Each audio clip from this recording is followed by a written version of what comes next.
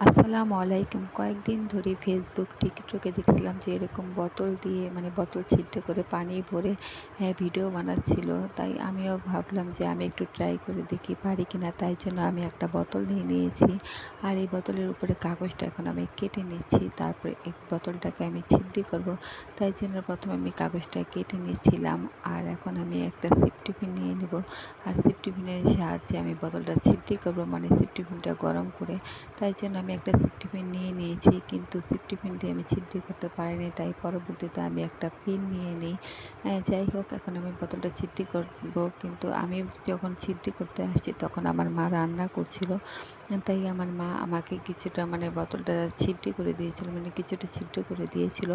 তারপরে ভাবলাম যে না, আমার মা এখন রান্না করুক, আমি পরে এই বোতলটা ছিদ্র করব।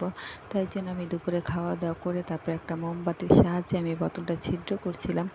আর চুলায় ছিদ্র করতে গেলে কিন্তু হাতে তাপ লাগে, তাই জন্য আমি মোমবাতি দিয়ে খুব সহজেই বোতলটা ছিদ্র করে নিচ্ছিলাম। আর এইসব হচ্ছে আজিরা কাম, বা শ্বশুর বাড়িতে এইসব আজিরা কাম আমার দ্বারা সম্ভব হবে না। তাই ভাবলাম যে থাক, বাপের বাড়ি যখন আছি তাহলে এই ভিডিওটা আমি বানিয়ে নিই। এই আজিরা কামটা আমি বাবার বাড়িতে করে নিই, যেহেতু বাবার বাড়িতে আমি আজিরা থাকি। তাই একটু ট্রাই করেছিলাম, দেখছিলাম যে বোতলটা ছিদ্রটা ভালোভাবে হয়েছে কিনা। তারপরে আমি আরও কিছুটা ছিদ্র করে নিই। তারপরে বিকালবেলা একটু বাইরে হাঁটতে বের হয়েছি। আর এই জায়গাটা আমার কাছে খুবই ভালো লাগে, আসলে মনটা খুবই ভালো হয়ে যায়। বিকালবেলা এত সুন্দর বাতাস, আর খুবই ভালো লাগে। মন খারাপ থাকলে এখানে আসলে মনটা কিন্তু খুবই ভালো হয়ে যায়। আর এখানে আমি একটু হাঁটাহাঁটি করছিলাম আর খুবই ভালো লাগছিল। তারপরে এই তো বাসায় এসে পড়ি। আর পাশে এসে দেখি আমার মা আজকে সন্ধ্যার নাস্তায় পুরি, আলুর চপ, পেঁয়াজি, বুট সব কিছুই বানাবে। আর আজকে পুরিটা বানাবে হচ্ছে ডালের পুরি।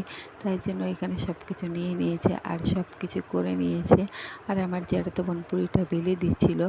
আর এখানে আমার জ্যাঠাতো বোন পুরি বেলছিল। আর এখানে আলুর চপ বানানোর জন্য আলুটাও মেখে নিয়েছে, সাথে বেসন গুলে নিয়েছে। আর এখানে ডালের বড়া বানানোর জন্য ডালগুলো নিয়ে নিয়েছে।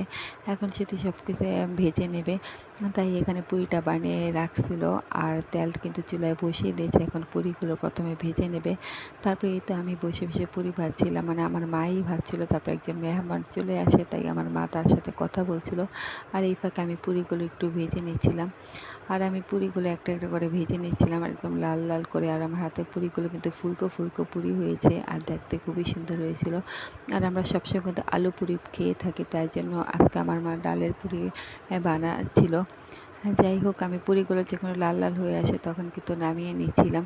আর আমার মা কিন্তু পেঁয়াজি আলুর চপও বানিয়ে নিয়েছে। আর তারপর কিন্তু আমি আর ভিডিও করি নাই। তারপর সন্ধ্যার পরে এই যে বোতলটা বানিয়েছিলাম, এই বোতলটাতে আমি একটু ভিডিও করছিলাম।